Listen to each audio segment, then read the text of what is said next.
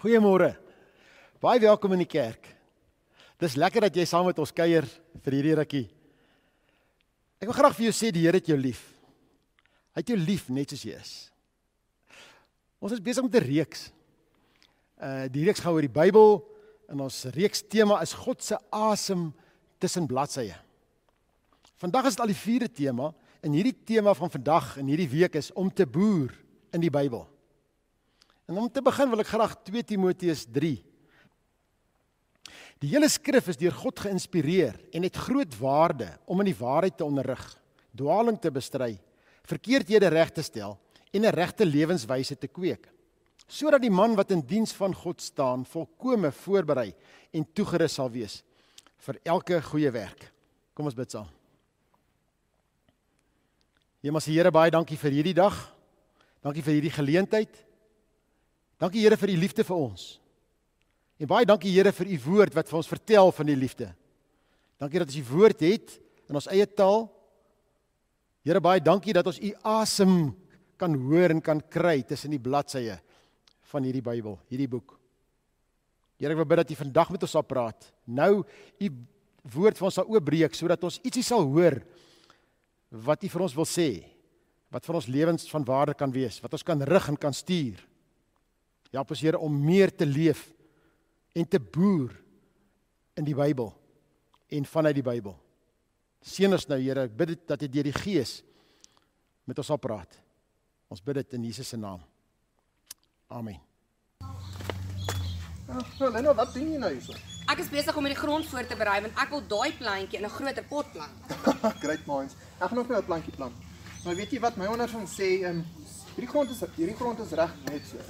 Dit is vrugbaar en los. Ja.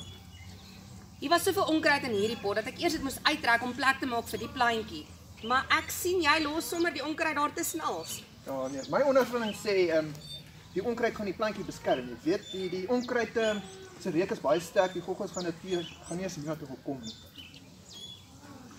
Ja, ek dink myne is alright. Wat van joune? Ek gaan net eers 'n bietjie water gee. Gaan jy nie vir jou plant water gee nie?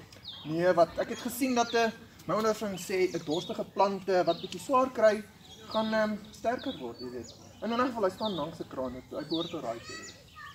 Ja, ek dink ek is klaar. Sien jou weer. Ondervinding het my ook geleer. Jy kan omkom van die dors al staan nie langs 'n kraan wat loop. In hierdie toneel wat ons nou net gesien het, Hannes, wat my ondervinding. Ja.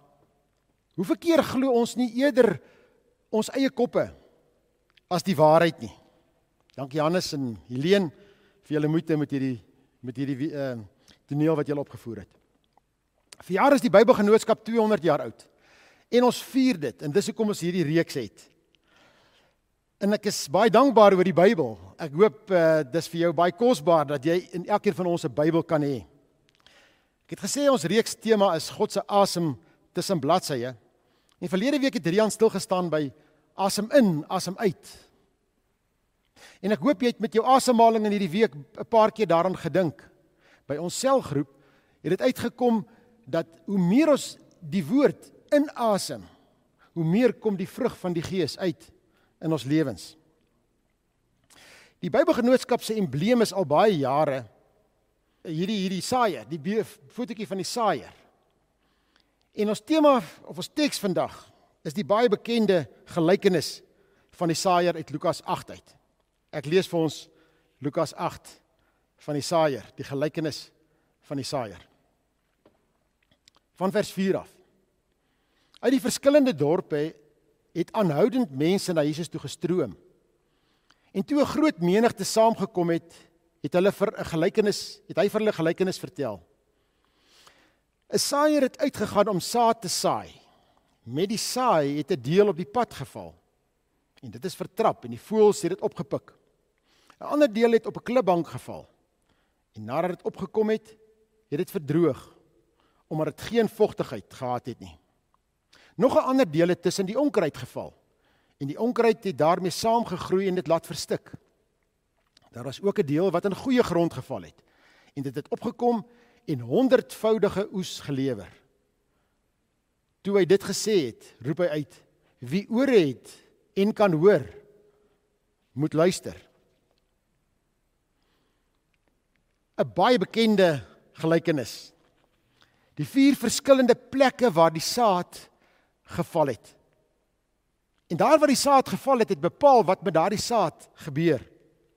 3 van die 4 plekke het niks opgelewer nie. Die saad kon nie groei nie. Partykeer het die saad ontkiem en net begin, maar daar was geen vrug gewees nie.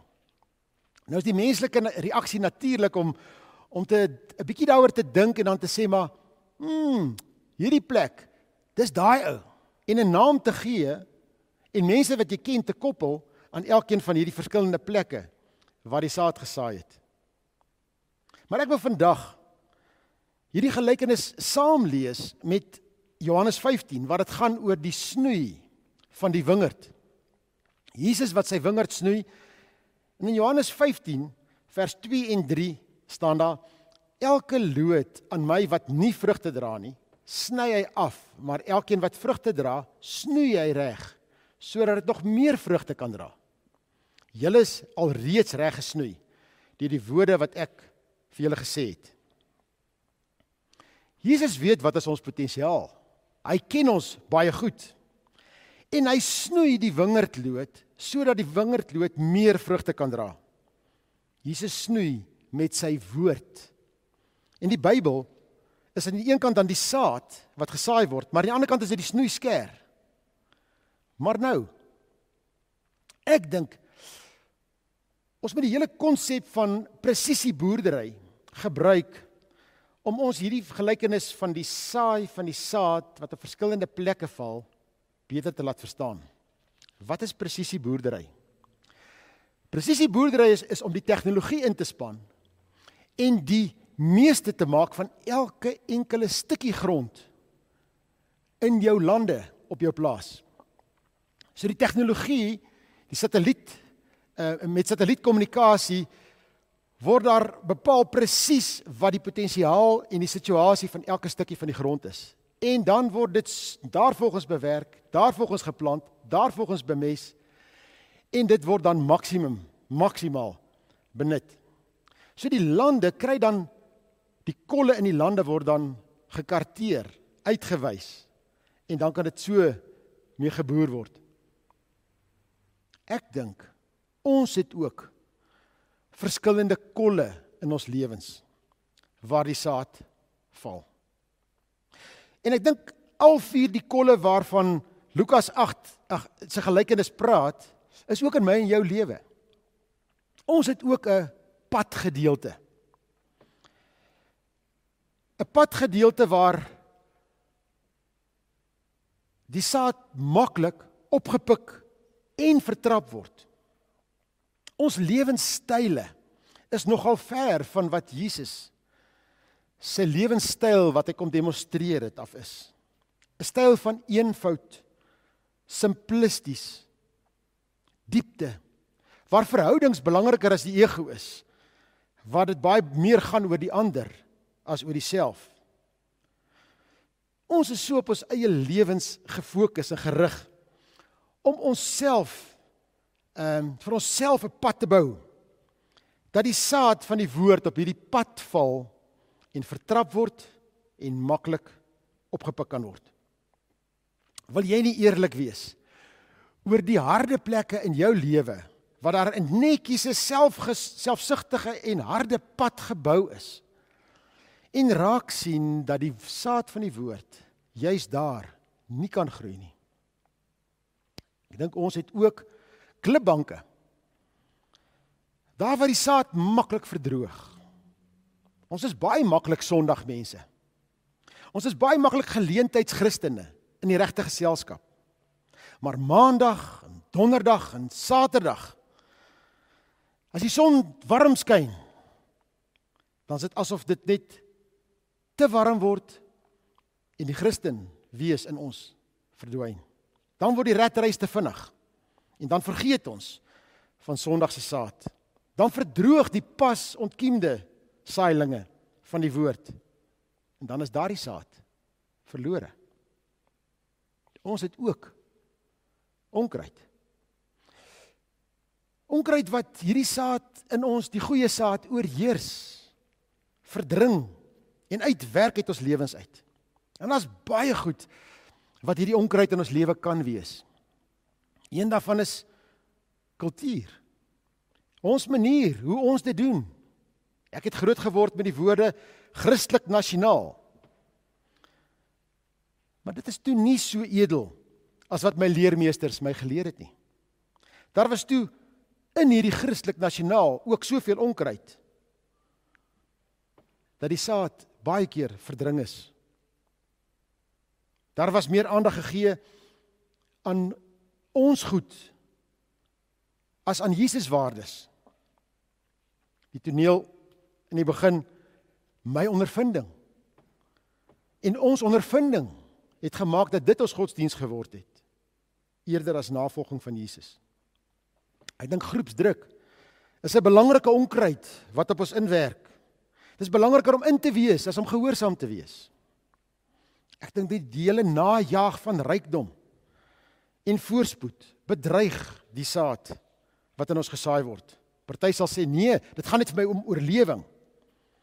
Maar vers 14 help ons 'n bietjie om te sê, maar die genietinge van die lewe is moontlik die onkruid in ons lewens. Hoe lyk dit in jou lewe? Wees baie eerlik. Watter onkruidsaad is daar in jou land? Die ding van onkruidsaad, hy ontkiem onverwags. Hy kan lank daar lê en op 'n dag dan is hy daar. Watter onkruid is daar in jou lewe? Waarvan jy weet? Of wat jy dalk nog nie van weet nie en dalk in hierdie COVID-tyd ontdek het. Dit is nie maklik om onkruid raak te sien nie. Dit is moeilik om dit te erken. En dit is nie maklik om dit uit te roei nie. Maar ek wil vir jou sê, die Bybel is juis daar om ons te help om 'n presisiekaart van ons lewens te kry, dat ons kan agterkom, maar waar in ons lewe se land is daar harde kolle, is daar paaie, is daar klipbanke. Miskien kan die COVID-19 tyd jou help om 'n presisiekaart van jou lewe te kry, as jy eerlik na jouself gaan kyk. Nou wat is die goed wat uitgekom het in hierdie tyd? Hoor vandag dat die Bybel diep wil ploeg, sodat die padgedeeltes in jou lewe ontbloot kan word, oopgebreek kan word, en dat dit bruikbare land kan word, en dat daar geloof in ons kan kom, en ons gered kan word.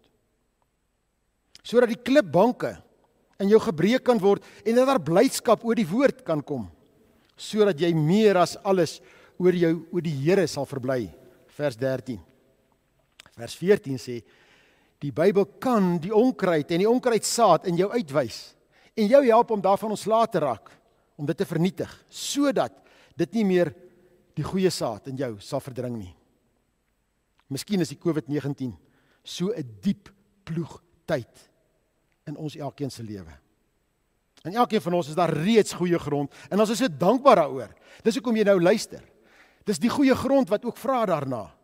Goeie grond wat die goeie saad van die woord inslag vind, en kan groei en kan vrug dra, ja selfs tot 100voudig soms. Wees bly en dankbaar daaroor. Vers 15 getuig van die goeie grond. En hy sê, die wat die woord met 'n goeie en opregte hart hoor, en dit bewaar, en deur volharding vrug dra. Wat kan ons mekaar sê? Kom ons boer, en kom ons laat God toe om die produksie in ons te vermeerder, deur meer en meer die lewende saad in goeie grond in ons te laat groei. Kom ons sing hierdie lied. Vlam 10 wat sê, Jesus, alles gee ek u, alles, en Jesus, u wil, is die goeie saad wat ek begeer om in my te laat groei. Sing saam hierdie 2 verse.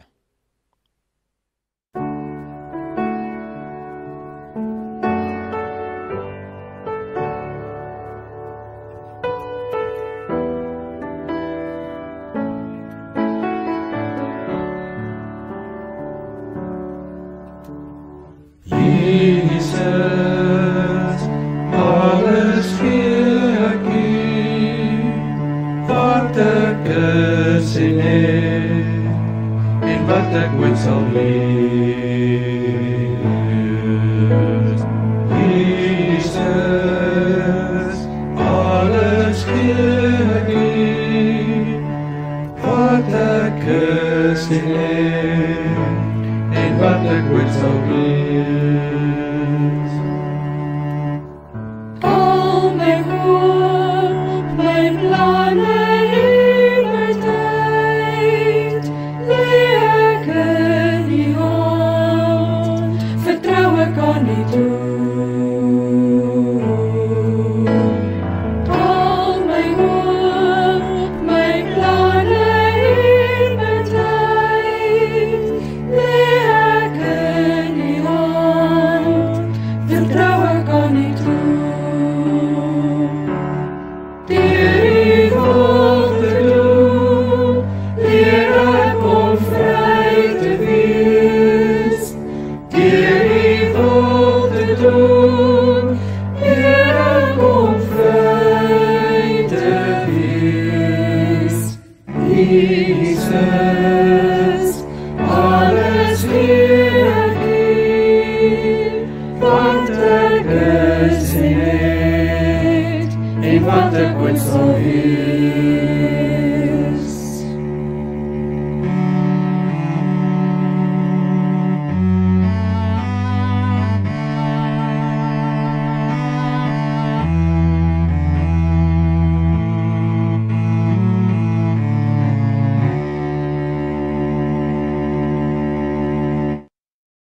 Kom ons bid saam.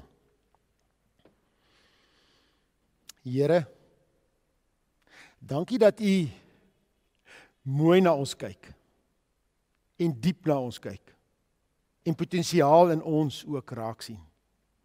Want U het U beeld in ons geskep, Heer. En ons kom bely vanmôre dat daar so baie goed is wat gemaak het dat U beeld in ons dof geword het.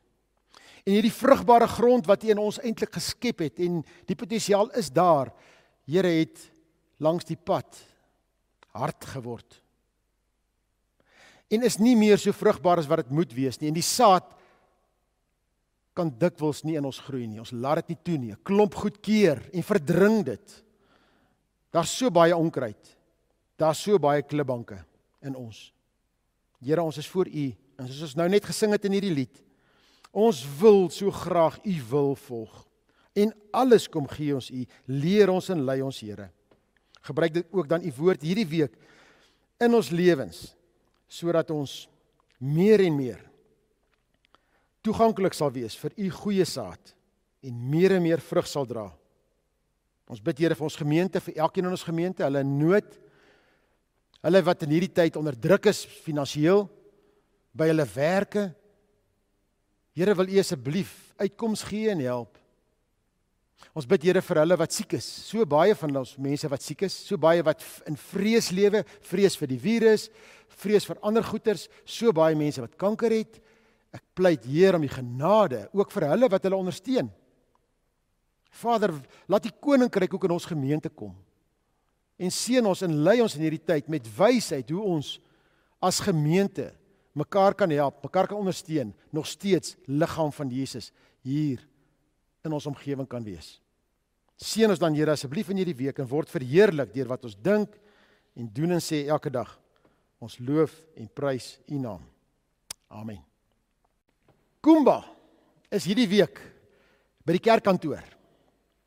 En ons wil vir julle vra asseblief, skryf jou gunsteling vers op so 'n A4 bladsy en bring dit saam. En as jy wil kos saambring, kom kerkkantoor toe, kom sit dit hier by Kumba neer en neem 'n foto. En ons wil graag 'n Bybeltuin bou. So, ons wil graag julle prente kry of julle verse wat julle op A4 papier uitbeeld of skryf, asseblief. Dan soos ons gebid het vir ons siekes, daar's 'n klomp siekes, kom ons hou aan om vir hulle te bid, baie sterkte en baie seën vir julle. En dan, almal wat verjaar, mag jy geseënde jare hê, mag die Here regtig vir jou so naby wees, dat jy sy liefde elke dag ervaar, baie geluk, sterkte en seën vir julle. En dan baie dankie vir jou dankoffers, hierna gaan jy ook die geleentheid kry om jou dankoffers te kan gee, daar sal ook die besonderhede op die skerm verskyn. Dan wil ek jou graag seën, en jou in die week instuur, met die seën van die Here, en daarna gaan ons 'n lied sing waarin ons mekaar seën. Die Here is by jou, hy sê jou nooit nie los nie, in sy hand is jy veilig, en sy liefde vir jou het geen einde nie. Geseënde week vir jou.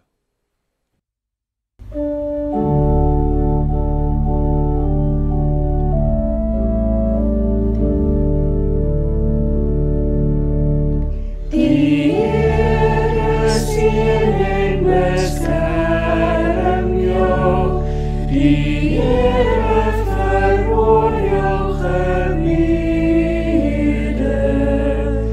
vrede vir jou, vrede vir jou, vrede vir jou vir altyd.